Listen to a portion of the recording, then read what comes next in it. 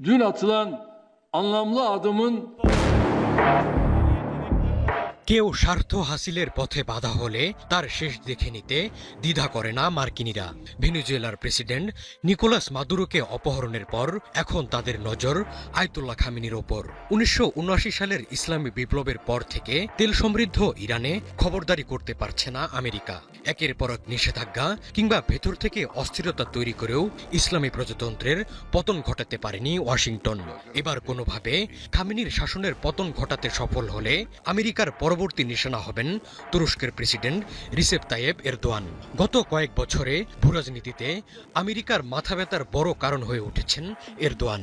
Şarm El Şeyh'te güçlü bir irade. Super power America চায় পুরো বিশ্ব তাদের কথা মতো চলবে, কিন্তু রিসেপ তাইয়েপ এরদোয়ান ভিন্ন ধাতুতে গড়া এক নেতা।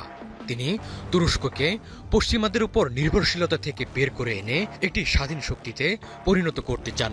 তার স্বপ্ন অটোমান সাম্রাজ্যের পুনরুত্থান। আমেরিকার নেতৃত্বাধীন পশ্চিমা সামরিক জোট ন্যাটোর সদস্য হওয়া সত্ত্বেও পুতিনের সাথে রয়েছে এরদোয়ানের ঘনিষ্ঠ সম্পর্ক। রাশিয়ার কাছ থেকে মিসাইল প্রতিরক্ষা ব্যবস্থা S-400 কিনেছে তুরস্ক। স্বাভাবিকভাবেই আমেরিকার জন্য এসব মেনে নেওয়া কঠিন।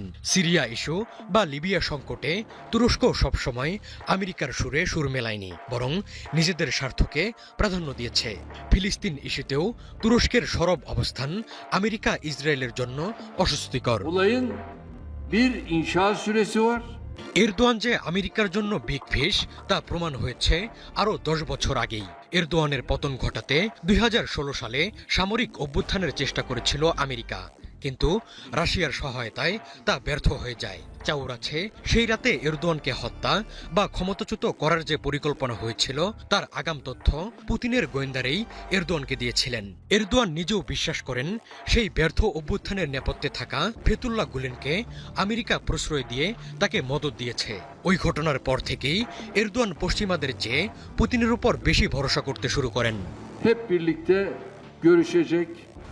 10 বছর পর বিশ্ব রাজনীতিতে এরদোয়ান এখন আরও প্রভাবশালী। তিনি হয়ে উঠেছেন মুসলিম বিশ্বের নেতা। এরদোয়ানকে সরানো ইরানের চেয়েও কঠিন হতে পারে। তার পেছনে রয়েছে এক বিশাল জনসমর্থন। তুরস্কের ভৌগোলিক অবস্থান ইউরোপ এবং এশিয়ার মাঝে কৌশলগত স্থানে, তাই তুরস্ককে অস্থির করে তুললে তার প্রভাব ছড়িয়ে পড়বে ইউরোপেও। আর আঙ্কারাকে বেশি চটালে আমেরিকা মধ্যপ্রাচ্যে তাদের অনেক বড় সুবিধা হারাবে। আমেরিকা এবার ইরানে সফল হলে তুরস্কের উপর চাপ বাড়বে।